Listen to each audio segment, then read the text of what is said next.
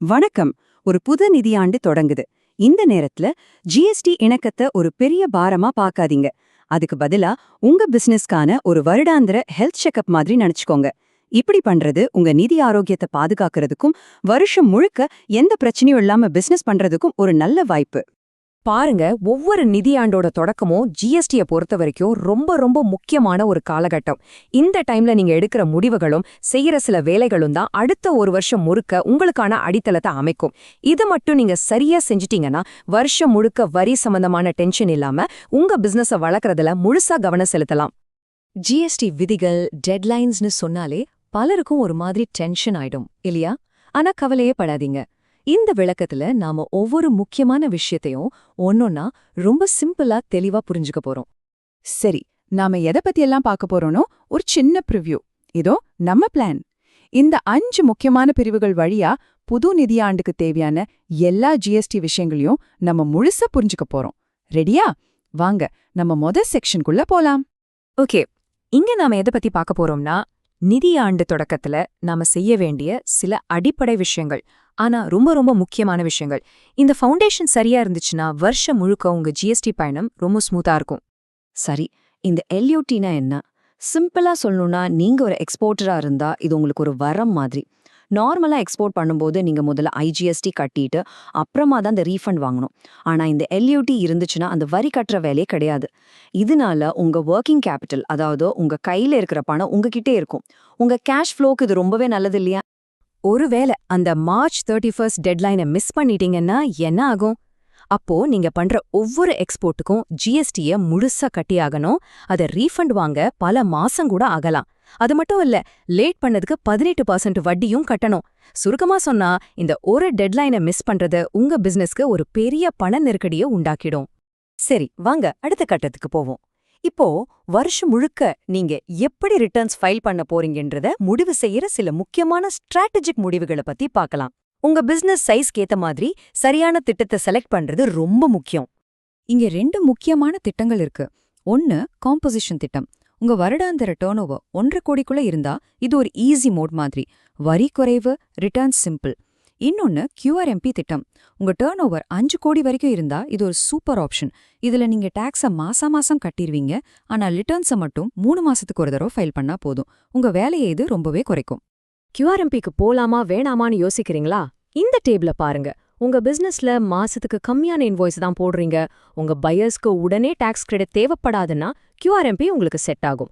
ஆனா நீங்க நிறைய பெரிய கம்பெனிகளுக்கு சப்ளை பண்றீங்க, அவங்களுக்கு மாசம் கிரெடிட் வேணும்னா நீங்க மாதாந்திர ரிட்டர்ன்ஸ் ஃபைல் பண்றதுதான் பெட்டர். சோ உங்க பிசினஸ் எப்படிப்பட்டதுன்னு பார்த்து முடிவு பண்ணுங்க. இப்ப நம்ம அன்றாட பிசினஸ்ல ரொம்ப முக்கியமான ஒரு விஷயத்தை பத்தி பார்க்கலாம். அதுதான் இன்வாய்ஸ். இதுல சில கட்டாயமான மாற்றங்கள் வந்திருக்கு. அதை நாம எல்லாரும் ஃபாலோ பண்ணி ஆகணும். இது ரொம்ப ரொம்ப முக்கியமான ஒரு ரூல். ஏப்ரல் 1ஆம் தேதியிலிருந்து நீங்க போடுற ஒவ்வொரு invoice, bill, credit note, debit note எல்லாத்துக்குமே ஒரு புது சீரீஸ் ஆரம்பிக்கணும். போன வருஷத்தோட கண்டினியூவேஷன் இருக்கக்கூடாது. இது ஒரு சஜஷன் இல்ல, இது ஒரு சட்டம். ரூல் 46B கீழே இது கட்டாயம். உடனே உங்க அக்கவுண்டிங் சாஃப்ட்வேர்ல இதை மாத்திடுங்க. இந்த நம்பர் 5 கோடி ரூபாய். இந்த ஒரு நம்பர் பல பிசினஸோட ஜிஎஸ்டி விதிகளையே மாத்த போகுது. இத நல்ல ஞாபகம் வச்சுக்கோங்க. ஏன்னா அடுத்ததா நாம பார்க்க போற விதி இத பத்தி தான். ஆமா, 2017 இன்னைக்கு வரைக்கும் எந்த ஒரு நிதியாண்டுல உங்க டர்ன்ஓவர் 5 கோடியை தாண்டி இருந்தாலும் சரி, நீங்க இனிமே இன்வாய்சிங்க்கு மாறியே ஆகணும். இது ஒரு பெர்மனன்ட் மாற்றம். ஒரு தடவை இந்த லிமிட்டை தாண்டிட்டீங்கன்னா அதுக்கப்புறம் உங்க டர்ன்ஓவர் குறைஞ்சா கூட நீங்க இன்வாய்சிங் தான் பண்ணணும். இன்வாய்சிங் ரொம்ப கஷ்டம்னு நினைக்காதீங்க. ரொம்ப சிம்பிள். நீங்க எப்பவும் போல உங்க சாஃப்ட்வேர்ல இன்வாய்ஸ் ரெடி பண்ணி அதை கவர்மெண்டோட IRP போர்ட்டல்ல அப்லோட் பண்ண போறீங்க. அந்த போர்ட்டல் அதை செக் பண்ணி ஒரு தனித்துவமான IRN நம்பர், ஒரு QR கோட் கொடுக்கும். அந்த டிஜிட்டலி சைன்ட் இன்வாய்ஸை தான் நீங்க உங்க கஸ்டமருக்கு அனுப்பணும். இதுல ஒரு பெரிய அட்வான்டேஜ் என்னன்னா, இது உங்க GSTR1 ரிட்டர்ன்ஸை ஆட்டோமேட்டிக்கா ஃபில் பண்ணிடும். சரி, இப்போ இந்த நிதியாண்டுல நம்ம கண்டிப்பா மிஸ் பண்ணவே கூடாத முக்கியமான தேதிகள் எல்லாத்தையும் ஒரு கேலண்டர் மாதிரி பார்க்கலாம். இதுதான் உங்க ஜிஎஸ்டி இணக்கத்துக்கான ஒரு ரோட் மேப். இந்த தேதிகளெல்லாம் உங்க கேலண்டர்ல மார்க் பண்ணி வச்சுக்கோங்க.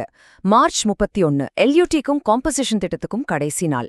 ஏப்ரல் 1 புது இன்வாய்ஸ் சீரீஸ் இன்வாய்சிங் ஆரம்பிக்கணும். ஆனா இது எல்லாத்தையும் விட ரொம்ப ரொம்ப முக்கியமானது நவம்பர் 30. போன நிதியாண்டுல நீங்க விட்ட ஏதாவது இன்புட் டாக்ஸ் கிரெடிட்டை கிளைம் பண்றதுக்கான கடைசி தேதி இதுதான். இதை மிஸ் பண்ணிட்டீங்கன்னா அந்த கிரெடிட்டை நீங்க நிரந்தரமா இழந்துடுவீங்க.